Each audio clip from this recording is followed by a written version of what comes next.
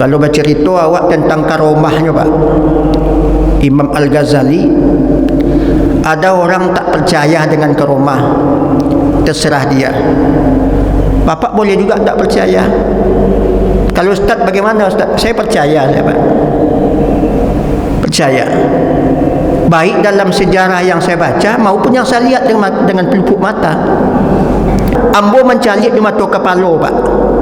Orang mengatakan bahawa api ini bukan dia yang memegangnya Pak. Dia pegang api itu Pak. Putui dia Pak. Nyuk kaca api itu Pak. Bahwa tangan dia ni, itu sebabnya dulu orang banyak dulu mengkaji tarekat itu yang unik-unik Pak, sampai tarekat itu distigma oleh orang mencari karomah Pak. Padahal itu hanya konsekuensi logis Pak. Lain masuk akal jawab Pak Wali Songo mendatangkan tonggak dalam satu malam Pak. Waktu sekejap Pak.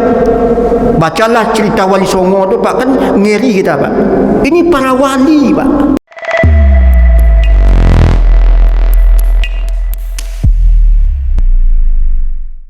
Bismillahirrahmanirrahim. Assalamualaikum warahmatullahi wabarakatuh. Alhamdulillahi rabbil alamin. Wa huwa ala kulli syai'in qadir. Wa nur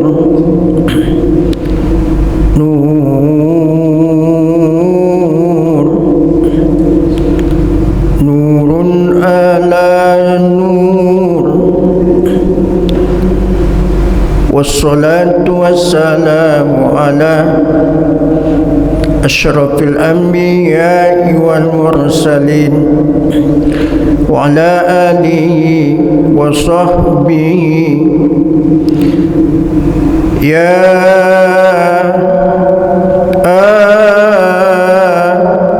ayyuhalladzina amanu sallu alaihi Allahumma salli ala Sayyidina Muhammad wa ala alihi wa sahbihi ajma'in. Allahumma tawil ahmarana, panjangkanlah umur kami ya Allah. Wasahya jasadana, sehatkanlah tubuh kami ya Allah. Wa nawwir qulubana, berilah kami nur. Wa sabbit imanana, ya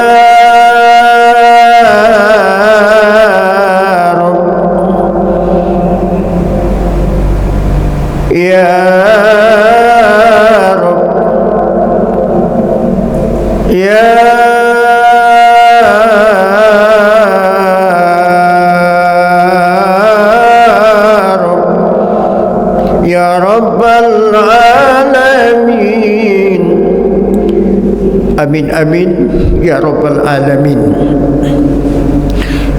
Bapak-bapak, ibu-ibu jemaah subuh yang saya hormati, pertama, tak ada kata yang pantas diucapkan kecuali selalu berbanyak bersyukur kehadirat Allah. Semoga sisa yang diberikan Allah dari bentuk umur bisa membawa barokah seketika kita di penghujung hidup. Amin amin ya rabbal alamin.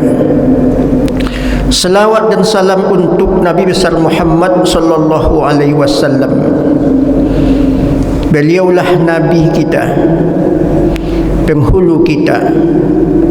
Seluruh perilaku merujuk kepada cara hidup baginda Rasul. Maka inilah orang-orang yang mengikuti sunnah beliau, baik yang bersifat fundamental, prinsip dasar, maupun dalam bentuk pengembangan untuk kemaslahatan.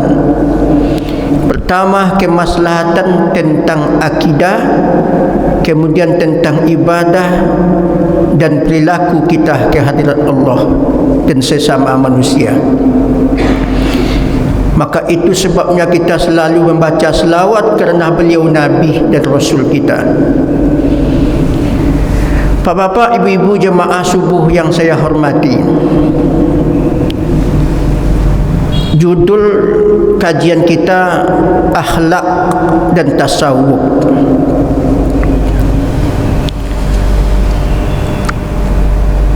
Pada abad kedua sudah muncul istilah tasawuf. 200 tahun Nabi meninggal dunia, ada orang-orang di Madinah, Pak, dia pakai baju-baju berasal daripada wool atau kulit binatang. Mereka ini hidup ingin sederhana, tak mahu mengejar jabatan, kemewahan dunia, dan dia menanamkan sifat fakir dalam hidupnya. Tak mahu menjadi orang kaya, Pak. Hidup sederhana. Inilah orang-orang kemudian berkembang istilah menjadi orang-orang tasawuf. Di samping dia memakai baju yang bersifat orang-orang miskin, dia perbaiki perilakunya. Makanya bapak-bapak, tasawuf itu sudah muncul jauh sebelum Imam Ghazali dihadirkan. Imam Ghazali muncul pada abad yang keempat. Lahir beliau 450 Hijriah. Jadi tasawuf itu sudah ada. Sekarang bapak-bapak, ibu-ibu, dulu tasawuf itu cuma dua, Pak. Pertama namanya tasawuf amali. Apa itu tasawuf amali, Ustaz? Memperbanyak amal saja, Pak. Sembahyang sunat, sembahyang tasbih, sembahyang hajat, dan solat-solat sunat yang lain. Dia bersifat amali. Zikir, membaca Al-Quran yang bersifat formalitas. Apa yang dicontohkan oleh Nabi, hanya sekedar itu dipakai dalam kehidupan. Sudah solat 33 kali, Subhanallah, Subhanallah, Subhanallah, Alhamdulillah, Alhamdulillah, Alhamdulillah, Allahu Akbar, Allahu Akbar, Allahu Akbar. Habis. Segitu, Pak. Semayang duha, semayang tasbih, semayang sunat rawatib, semayang tahajud, kemudian tanpa mengurangi semayang fardu-fardu 5 kali sehari semalam. Sudah. Ini disebut dengan tasawuf amali. Jadi kalau ustaz-ustaznya ceramah, Pak, kalau hanya bercerita tentang amali, amal-amal ibadah, baik yang rutin maupun yang sifat tambahan, itu hanya berjalan pada tasawuf amali. Yang kedua, tasawuf akhlaki. Kola mulai ko, Pak. Inna solatah tanha anil fakhsha iwal munkar. Merubah perilaku, cara bertetangga, bermuamalah, menjaga kehormatan, tutur kata yang baik, cara pandang yang baik, bagaimana masuk ke rumah orang lain, menegur sesama ikhwan, sesama muslim.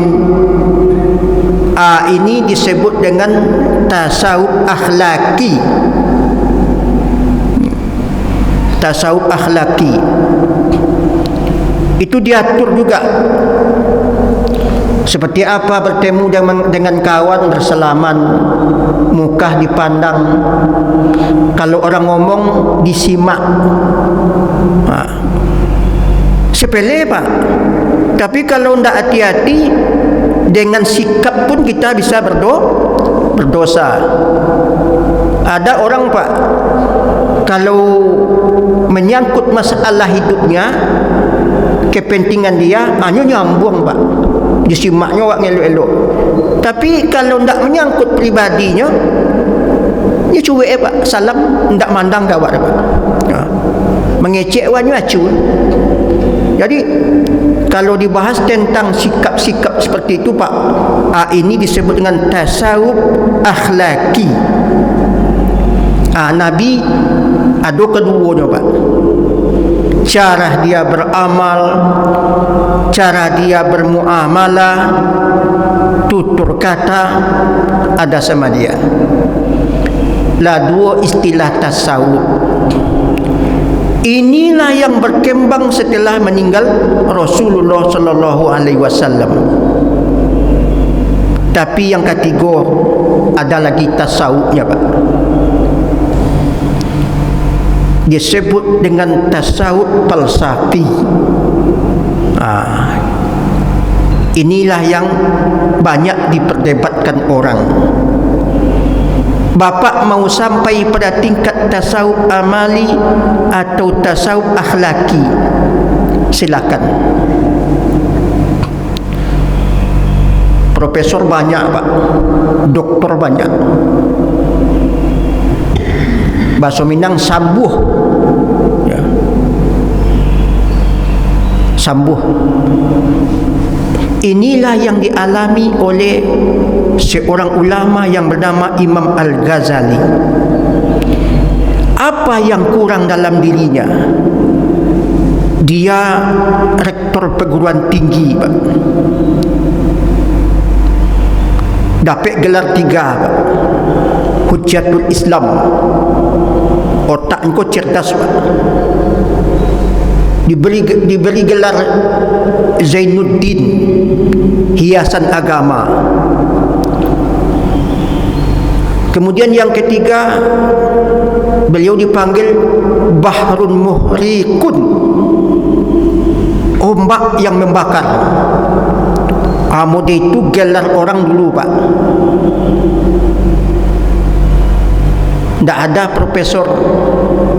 Kecanggihan ilmunya membawa dia dikagumi oleh banyak orang. Tapi beliau merasa miskin Pak, batinnya kosong. Apa yang dia dapati sepanjang hidupnya tak pernah memuaskan dirinya. Ikonya Pak, iko tak pilih orang Pak. Baik orang yang berilmu, berpangkat tinggi, punya jabatan, kalau hatinya hampa, maka orang akan goncang. Itulah yang dirasakan oleh Imam Al-Ghazali. Kemudian dia pelajari filsafat, ilmu fikih dari kepalanya Pak. Berapa rukun solat, tentang masalah haji, zakat, itu hanya ilmu terapi Pak. Ilmu jidal, berargumen, tapi hatinya hampa. Maka oleh sebab demikian, kemudian beliau memasuki dunia tasawuf. Awak pagi ko bercerita tentang Imam Al-Ghazali, Pak.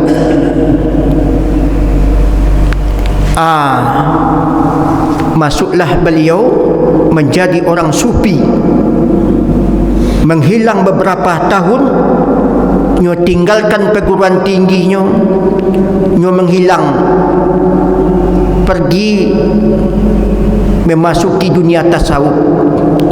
Disitulah beliau akhirnya mengarang sebuah kitab Ihya Ulumuddin. Sampai kini dikagumi dunia, Pak. Begitu hebatnya dan sangat tajam pembahasan ilmu tasawuf. Beliau lahir 450 Hijriah, berarti 4 abad Nabi meninggal dunia. Tasawuf akhlaki dan tasawuf amali sudah ada, Pak. Maka beliaulah orang yang pertama mencetuskan tasawuf falsafi.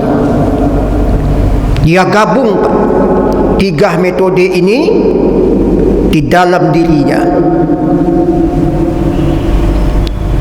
Kalau bercerita awak tentang karomahnya, Pak, Imam Al-Ghazali, ada orang tak percaya dengan karomah, terserah dia.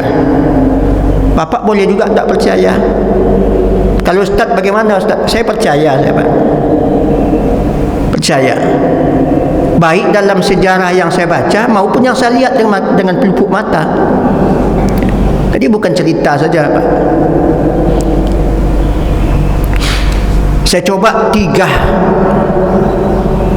Itu orang-orang Indonesia ada yang mengarang buku tentang bagaimana keistimewaan Imam Al-Ghazali, Pak, sampai 450 halaman. Saya kutip 3 saja, Pak. Bagaimana karomah beliau. Pertama, ada seorang ulama yang bernama Abu Al-Hasan. Waktu ceramah dia buka bajunya, Pak. Wahai para muridku, coba lihat tubuhku. Calian punggungnya, Pak. Ada di punggung tu bekas cambuk. Ini Abu Al-Hasan, seorang ulama. Tahukah anda apa sebabnya? Enggak tahu kami, wahai Tuan Syekh. Inilah kelancanganku terhadap Imam Al-Ghazali. Nyo kumpul kitab Ihya Ulumuddin tu, Pak. Nyo katakan bahawa hadis yang di dalam kitabku banyak yang hadis palsu, hadis dhaif. Maka seketika Ihya Ulumuddin ko akan dibakar, Pak. Malam tu nyo mimpi. Duduk beliau bersama baginda Rasul. Di situ ada Abu Bakar, ada Umar, dan ada Imam Al-Ghazali. Anda unik, Pak. Antara lalu dengan jago samo saja, Pak. Apa kata Imam Al-Ghazali? Wahai baginda Rasul, inilah orang yang mencercaku, mencaci makiku. Dia katakan bahawa hadis-hadis yang aku paparkan dalam kitabku Ihya Ulumuddin adalah hadis yang dhaif. Kalau memang salah yang kupaparkan ini, wahai baginda Rasul, berilah aku tunjuk ajar. Tetapi kalau seandainya yang kupaparkan dalam kitabku itu adalah hadisnya benar, inilah orang yang menghina aku. Basidang dalam mimpi, Pak. Dah aneh tu. Dibuka oleh Nabi kitab tu. Ini dalam mimpi ni, Pak. Dalam mimpi. Buka oleh Nabi. Apa yang kau sampaikan adalah benar, bukan salah. Coba wahai Abu Bakar, engkau buka. Dibuka lo dia Abu Bakar, Pak, kitab Ihya tu. Dalam mimpi, Pak. Betul wahai ya Rasulullah, apa yang dipaparkan oleh Imam Al-Ghazali ini benar. Umar, kau buka. Buka dia Umar. Betul. Kalau memang benar ini kupaparkan wahai baginda Rasul, tolong berikan aku keadilan. Dicambuknya Pak, dicambuk di depan baginda Rasul. Tasinta Pak, lengket di badannya Pak. Mimpi kah itu Pak? La ilaha illallah. Itu karomah ulama Pak. Ambo kalau cerita kok tagak bulu kedua ambo Pak. Begitu hebatnya ulama-ulama dulu. Satu Pak, Al-Arif Al-Kabir Sayyid Ahmad. Tadi Abu Al-Hasan, ini Sayyid Ahmad. Beliau mengatakan, aku pernah melihat dengan pelupuk mataku Imam Ghazali dibawa oleh Nabi Khidir. Terbang Pak. Nah, ambo tak percaya ke orang Arab sadoro Pak, tapi tak mengatakan orang Arab itu pembohong Pak. Ya. Jadi kalau yang cingkahak Pak, orang-orang nakal banyak di Arab tu Pak. Jadi ini enggak bohong ni Ustaz. Ulama dulu enggak sama dengan sekarang Pak. Orang sekarang dalam tasawuf akhlaki ini sudah bingung kita Pak. Ya. Saya bukan ulama saya Pak. Saya hendak mempertajam Pak. Ingin berselancar dalam dunia seperti ini. Ya. Tak penting sekolah Pak. Tak perlu jadi doktor. Ya. Kalau mau kita mengarungi dunia-dunia tasawuf, itulah kelebihannya Imam Al-Ghazali. Kata Al-Arif Al-Kabir Sayyid Ahmad, aku melihat Imam Ghazali berjalan dengan Nabi Khidir. Nabi Khidir ni kan banyak juga dipertikaikan orang, tapi banyak ulama mengatakan Nabi Khidir itu masih hidup. Di mana dia? Wallahu a'lam. Kalau kata Dr. Ar-Razi, Imam Syekh Nabi Khidir tu pernah datang ke Indonesia.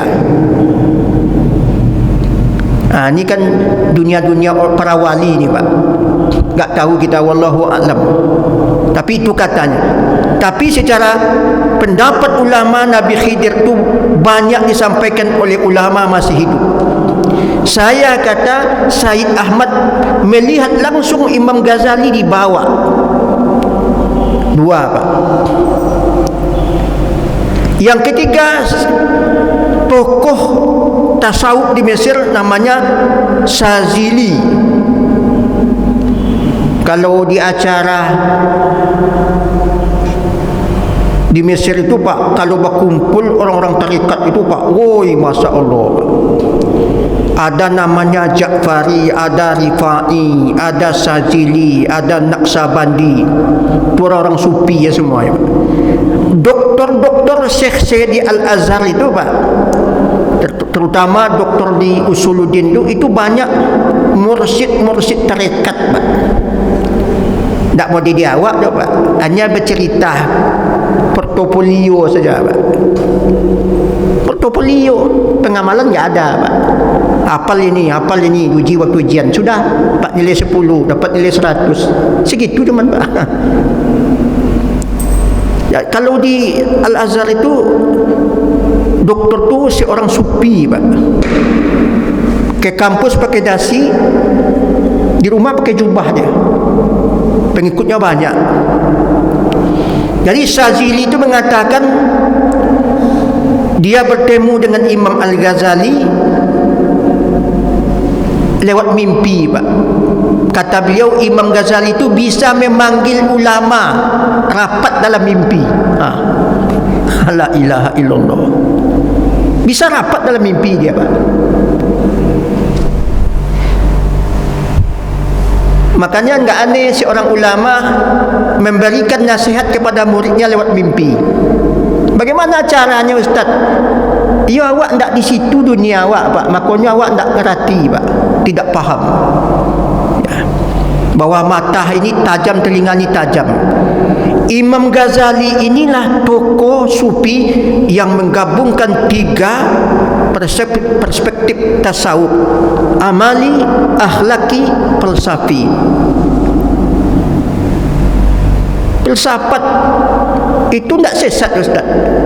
Yang mana yang sesat coba? Ya. Itu makanya sifat 20 itu dibikin oleh ulama supaya jangan tacobur, kata orang Teluk Kuantan. Supaya jangan tacobur ke bondar. Itu garisnya, Pak. Tidak apa-apa kita mengambil teori-teori orang, tapi kita punya standar, Pak. Itu maka dibikin sifat 20 itu, agar orang tidak jatuh dalam kesesatan. Bertahanus, menyendiri, itu kerja Nabi dulu, Pak. Setelah dia meninggal, Ustaz, Nabi atau setelah diangkat menjadi Rasul kan tak pernah lagi. Iya, tapi Nabi tak pernah melarang, Pak. Tak pernah melarang. Nabi Musa berangkat ke Bukit Tursina, bertahanus 40 hari, Pak. Akhirnya terjadi mukalama, kallamallahu Musa taklima. Nabi Ibrahim sama, berjalan di malam hari mencari Allah. Itulah yang membuat kegoncangan Imam Ghazali sampai di mana dia mengetahui Allah Subhanahu wa taala. Hampah dia, Pak. Ilmu teoritis sains segala macam, teori-teori fikih di otak, tapi dalamnya hampah, Pak. Tak mengerti sama sekali tentang Allah. Tunjuk pertajam, Pak. La ilaha illallah. Awak kau disepunya, Pak. Apa awak Muslim, ibu kita Muslim lah satu lah, Pak. Maaf kata bapak-bapak, inilah ya dunia ya, atau khibrah dunia, pengalaman religi yang perlu kita tingkatkan. Inilah tokoh tasawuf yang menggabungkan 3 teori: akhlaki, amali, dan falsafi, Pak. Menghilang beliau, maka sampai pada puncaknya beliau kembali membuat orang kagum, Pak. Sampai masalah langit ke-7 mampu dia jawab. Coba bacalah kitabnya, Pak. Itu bukan orang-orang bohong menulisnya, Pak. Ya.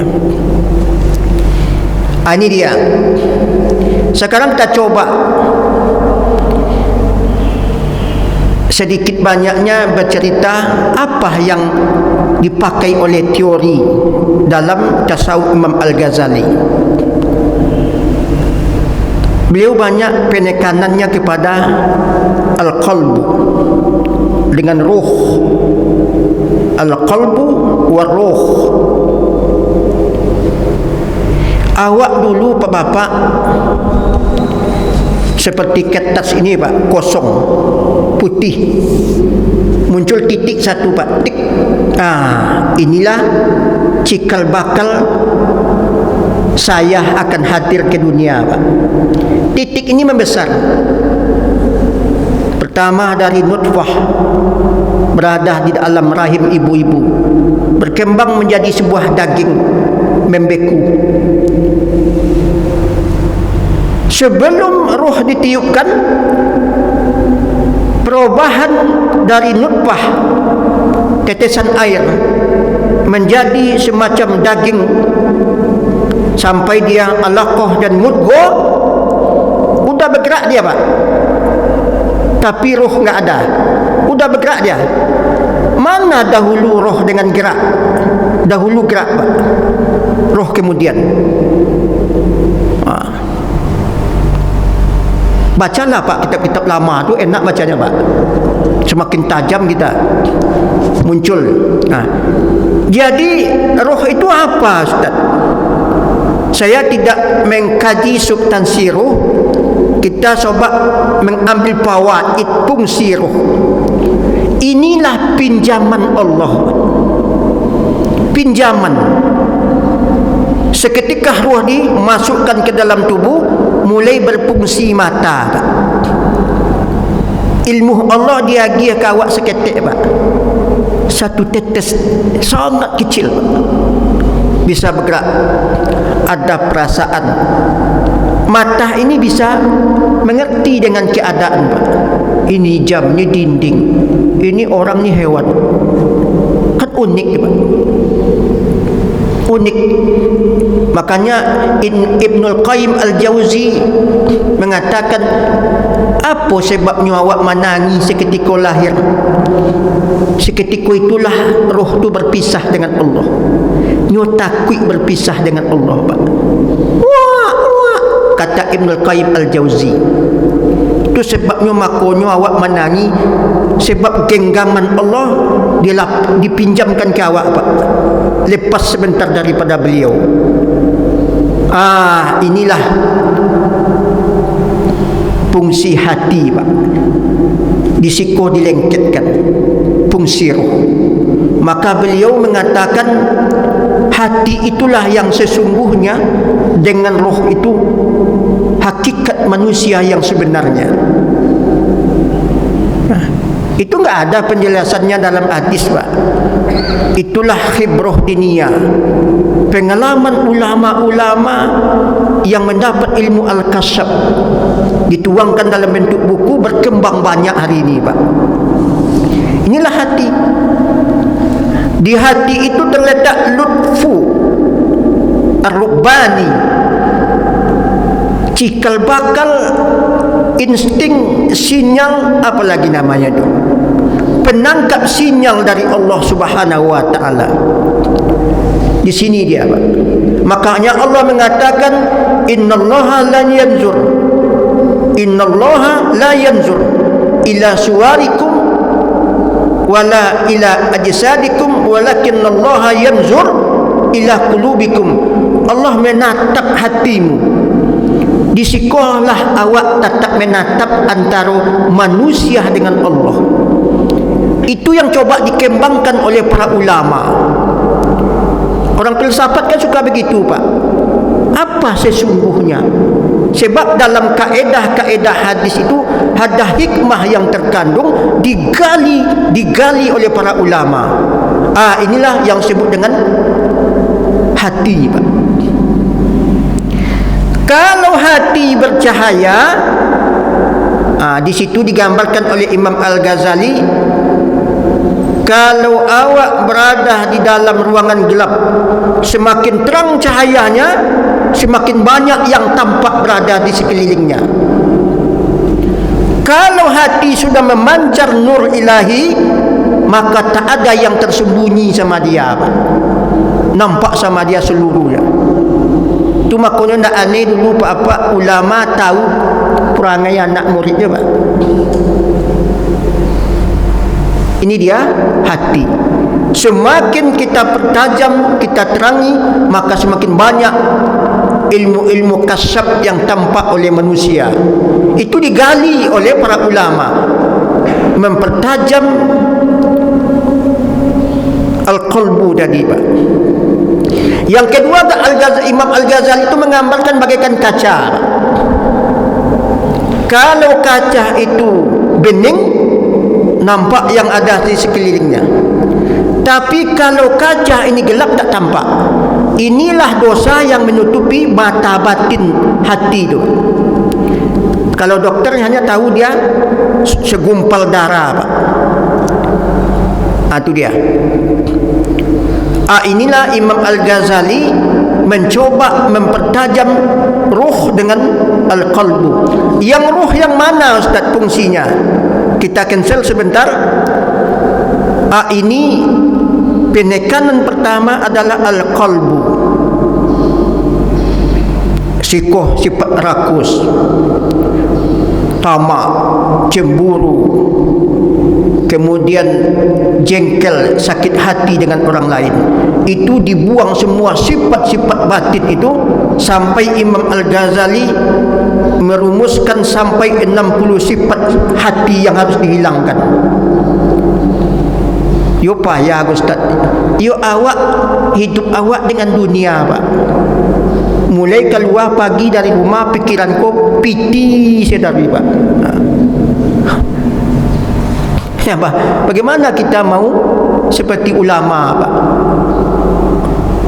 Tu makanya kalau kita baca kitab Minhajut Thalibin Imam Al-Ghazali itu, ada wali-wali Allah keluar rumah pakai ini tempurung itu Pak, dilengketkan seperti orang gila. Cuman dilecehkan oleh sebagian orang-orang gila yang tertangkap itu. Dibilang ini kawalian dah, enggak sama Pak. Ya. Ini al-qalbu yang coba dibersihkan oleh Imam Al-Ghazali. Kemudian berikutnya apa? Penekanan Imam Al-Ghazali itu makan. Jangan sekali-kali makan banyak.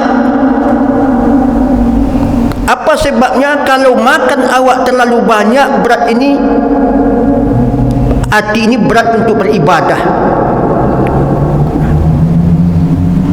Kemudian menghilangkan nafsu. Pertama, nafsu seksual. Ini yang sulit kita Pak. Kadang-kadang mak kata apa, awak puasa besok pagi, malam tu bergunung kesempatan. Maaf kata ni Pak. Jadi dunia para wali itu memang dunia yang luar biasa. Dia bisa mengatur ya, eksistensinya dalam beribadah kepada Allah Subhanahu wa taala. Ini dia.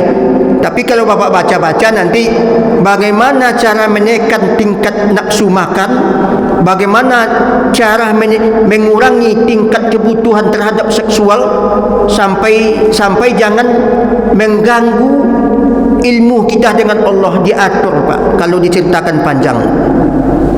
Ini dia. Kemudian ini simpel-simpel saja Pak. Bagaimana teorinya Imam Al-Ghazali itu berzikir? Pertama, memakai zikr, az-zikru al-lisani, dengan lidah Pak. Pak, Bu, cuba dites Pak. Cuba tes Pak.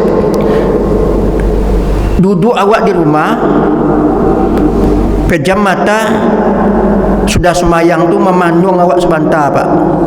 Cuba berzikir Pak. La ilaha illallah, la ilaha illallah, la ilaha illallah, la ilaha illallah. Nikmat apa indah? Kalau nikmat, you taso Pak. Itu awak punya bakat Pak. Punya bakat tu, kembangkan Pak. Ada orang tak nikmat Pak, yang ikut dia lah gatal.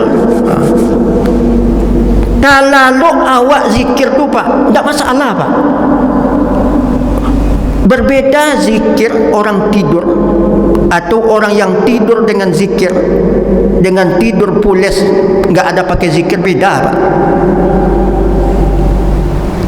Dulu di Bangkinang ada orang kontak saya, Ustaz, apa cara saya menghilangkan kegelisahan? Saya suruh solat duha Pak. Sudah solat duha, ibu badan panik-panik tu duduk sebentar. Ya, kita teruskan sebentar Pak ya.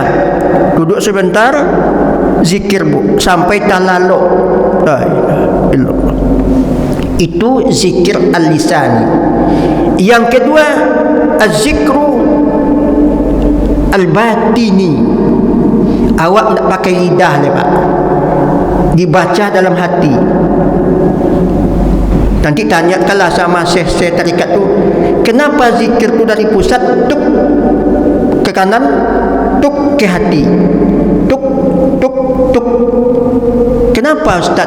Tanyalah ya. Dari pusat naik kate ke kanan, la ilaha illallah. Ini kan siko kontaknya Pak, model HP Pak ya. Kan ada penangkap sinyal Pak. Sini makanya kata Allah, innas samawati wal ard la tasa'ani. Langit dan bumi kau tak bisa menampung saya. Hanya satu yang bisa menampung saya di dunia. Wa sa'ani qalbul mu'min. Yang bisa menampungku hanya hati orang mukmin, kata Allah. Di situ Allah memberikan sinyal, Pak. Masya Allah. Itu dia. Zikir al-lisan, zikru batini, kemudian zikru as-sir. Tadi jo lidah, kini jo batin, dibaca dalam yang ketiga. Tidak berbunyi dengan lidah, tidak berbunyi dalam hati. Jangan dibaca dalam hati. Awak tidak memakai huruf dia, Pak. Tidak, huruf tu penekanannya. Itu yang disebut dengan az-zikru as-sir. Yang keempat yang dipakai oleh Imam Al-Ghazali itu, ini dalam bukunya nih, Pak. Bukan saya bikin-bikin. Zikru ruh. Zikru ruh. Inilah yang paling tertinggi dipakai oleh Imam Al-Ghazali. Bagaimana dalam penerapan dalam keseharian zikru ar-ruh itu? Apa yang dilihat di situ yang dipandang Allah, Pak. Yo dilatih, Pak. Kalau enggak dilatih, enggak diulang-ulang. Sambil mengecek dia orang, Pak, dengan orang lain, dengan sambil ngomong, Pak, bisa kita zikir, Pak. Tapi terlatih. Kalau enggak terlatih, enggak mau dia. Ini disebut dengan az-zikru ar-ruh. Di dalam ilmu-ilmu tarekat ada istilahnya ma'iyah. Ma'iyah itu bersama Allah, Pak. Jo rasa, Pak. Hilangkan badan pakai kepala, lenyapkan badan pakai tangan, pupuskan seluruh organ tubuh, seakan-akan kita tidak punya organ tubuh, Pak. Yang berfungsi hanya batin itu tadi, Pak, roh. Kata Imam Al-Ghazali, bagaikan besi. Dia tahu besi, Pak. Ketikahnya dibakar, ketika kita berzikir, maka memancarlah roh itu. Seperti besi yang dibakar, yang api tetap api, yang besi tetap besi. Tetapi api bisa melenyapkan besi, dan besi bisa lenyap kerana api, tapi dia tidak bergabung. Itu disampaikan oleh Imam Al-Ghazali, Pak. Tasbihnya, Pak. Jadi seakan-akan kita berada di alam nuansa Allah. Itu makanya dalam hadis qudsi dikatakan, la yazalu, ini hadis, Pak, la yazalu abdi yataqarrabu ilayya hatta uhibbahu, fa iza ahbabtuhu kuntu sam'ahu wa basarahu wa rijlahu wa yadahu. Kalau seorang hamba itu sudah cinta kepadaku, sudah menyatu dengan Allah, maka akulah segalanya. Mata dia, tangan dia yang dipinjamkan tadi, Pak. Yang dipinjamkan tadi. Ini sampel saja, Pak. Ambo mencalik di mata kepala, Pak. Orang mengatakan bahwa api ini bukan dia yang memegangnya, Pak. Dia pegang api kok, Pak. Putui dia, Pak. Nyuk kaca api itu, Pak. Bahwa tangan dia ni, itu sebabnya dulu orang banyak dulu mengkaji tarekat itu yang unik-unik, Pak. Sampai tarekat itu distigma oleh orang mencari karomah, Pak. Padahal itu hanya konsekuensi logis, Pak. Lain masuk akal jawab, Pak, Wali Songo mendatangkan tonggak dalam satu malam, Pak. Waktu sekejap, Pak. Bacalah cerita Wali Songo tu, Pak, kan ngeri kita, Pak. Ini para wali, Pak, yang rohnya itu sudah menyatu dengan Allah. Itu makanya saya tidak akan membedakan ingin mana yang lebih kuat, wallahu alam. Itu makanya dalam tasawuf itu ada dua yang disorot oleh ulama-ulama fikih. Yang pertama wahdatul wujud, menyatu dengan Allah. Menyatu dengan Allah, bukan Allah menyatu dengan kita. Itu hanya bahasa, Pak. Al-hulul. Al-hulul. Allah itu tidak berpisah dan tidak menyatu. Bagaimana tu Ustaz? Itu yang bingung kita, Pak. Karena kajiannya makrifat. Makrifat itu tidak bisa disampaikan, Pak. Itu rahasia hamba dengan Allah. Maka orang kalau sudah sampai pada tingkat tasawuf falsafi itu, sampai ke derajat yang makrifat, kata Imam Al-Ghazali itu makrifat ada dua, makrifat sifat dan makrifat zat. Ini saya gambarkan aja, Pak. Makrifat sifat, makrifat zat. Dia menyatu dengan Allah tu, makanya Siti Jenar orang asik sebenarnya, Pak. Sampai-sampai dia tak sadar bahwa dia memiliki tangan, berpisah dengan Allah. Siapa kamu? Allah. Dia mengatakan Allah, padahal dia bukan mengatakan dirinya Allah, Pak, tapi sudah berada di alam kekuasaan Allah, Pak. Jadi bahasa orang tasawuf itu kadang-kadang memang sulit dicerna, Pak.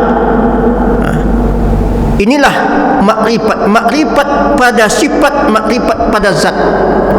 Kalau awaklah sampai pada sifat-sifatnya Allah, kalau sifat kemanusiaan ramah, santun, bisa menjadi suri tauladan, tempat mengadu, nampak situ kudwah, Pak.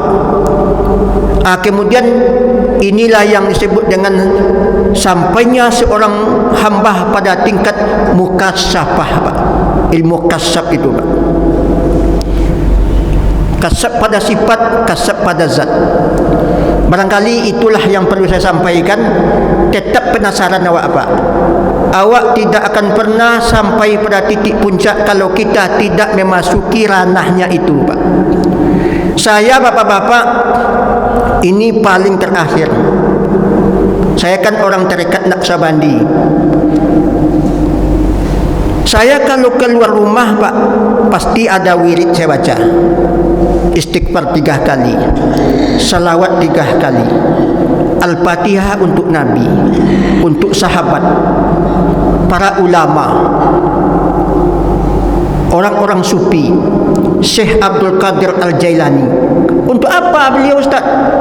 Ianya ulama, Pak, orang sufi. Dialah yang mengasaskan ilmu tasawuf dari awal dulu, Pak. Syekh Abdul Qadir Al-Jailani, orang tua saya, kemudian baru untuk saya, Pak. Al-Fatihah, itu wirid saya. Sudah itu saya baca zikir yang 9. Ya Allah, Ya Hayyun, Ya Aliyun, Ya Maliyun, Ya Wafiyun, Ya Qawiyun, Ya Ghaniyun, Ya Waliyun.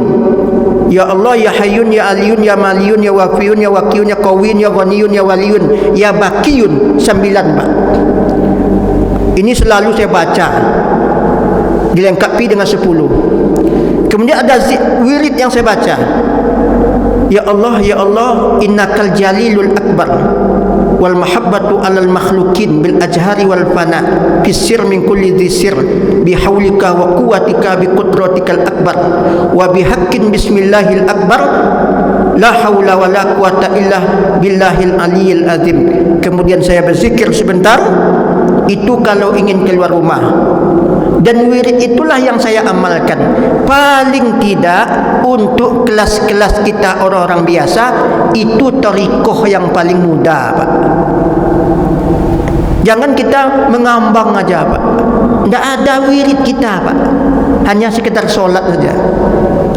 Itu minimal saya baca pagi dan sore, di samping wirid-wirid setelah solat. Pertajamlah itu.